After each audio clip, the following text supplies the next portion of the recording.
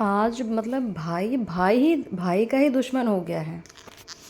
तो क्या एक ज़मीन का टुकड़ा इस खून के रिश्ते पे भारी पड़ गया?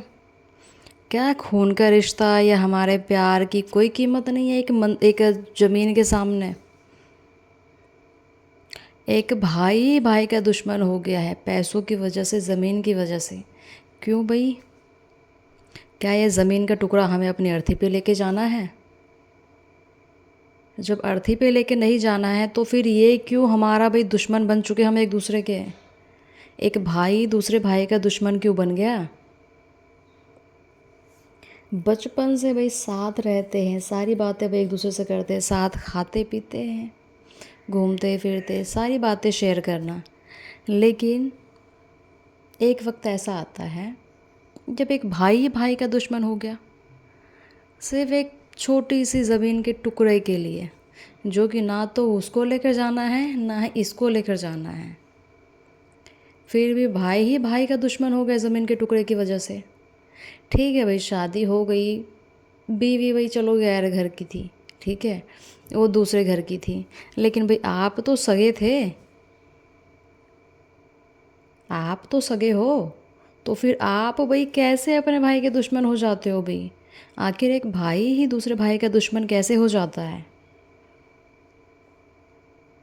औरत तो चलो दूसरे घर की है, ठीक है, उसको कोई भी फीलिंग्स वगैरह, मतलब उसको अपना भाई बहन प्यारा है, लेकिन तुम्हें भी तो होना चाहिए भाई। तुम एक ज़मीन के छोटे से टुकड़े के लिए या कुछ भी चीज़ के लिए क्यों भी अपने भाई के दुश्मन बन गए हो कि देखना पसंद नहीं है, और एक दूसरे के भी गर्दन पे तलवार रख देते हो? क्या मिल जाता है इससे? ये सोचो कि क्या वो ज़मीन अपनी छाती पे लेके जाओगे? नहीं लेके जाओगे अपनी छाती पे भाई, अपनी छाती पे नहीं लेके जाओगे वो ज़मीन। हाँ, औलाद के लिए कर रहे हो, वो एग्री करती हूँ मैं, लेकिन ये सोचो कि क्या वो तुम्हारी औलाद भी वो ज़मीन अपनी छाती पे लेके जाएगी?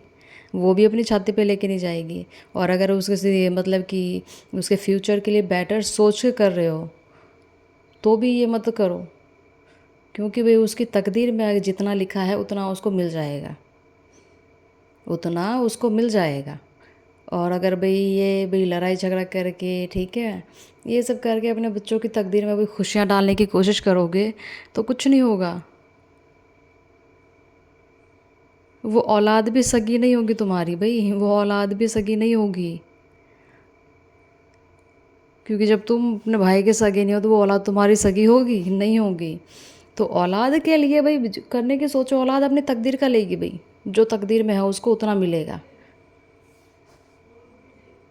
लेकिन बगैर तकदीर के कुछ भी नहीं मिलेगा। तो भाई आप ये सब चीज़ें मत करो, और भाई एक छोटे से ज़मीन के टुकड़े के लिए भाई मत बनो भाई एक दूसरे के दुश्मन।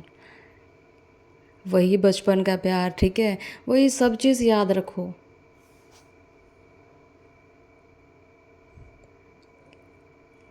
कभी ये याद रखो कि कभी एक थाली में खाना खाया था, कभी एक साथ वे घूमने फिरने जाते थे, स्कूल साथ जाते थे, घर साथ आते थे, एक दूसरे से सारी बातें शेयर करते थे। वो प्यारा मोमेंट याद करो, ये ज़मीन का टुकड़ा याद मत करो। जितना आपकी तकदीर का है आपको भी मिलेगा, जितनी आपकी औलाद की तकदीर का है उसको भी उतना ही मिलेगा। लेकिन भाई ये लड़ाई झगड़ा करके कुछ नहीं मिलता, ये लड़ाई झगड़ा करके कुछ नहीं मिलता सिवाय रुसवाई के। आप अपने सगे के दुश्मन बन गए हो। सोचो भी, सगे के दुश्मन बन गए आप, सगे भाई के दुश्मन बन जाते हो भाई एक ज़मीन के टुकड़े के लिए। बीवी तो दूसरे घर की है, उसको भाई वो अपना कर रही है भाई, लेकिन तुम तो अपना करो।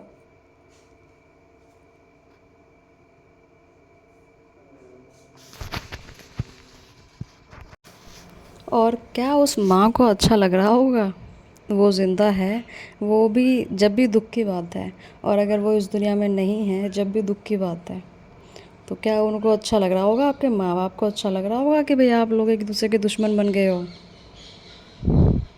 उनकी आत्मा कितनी दुखी हो रही होगी,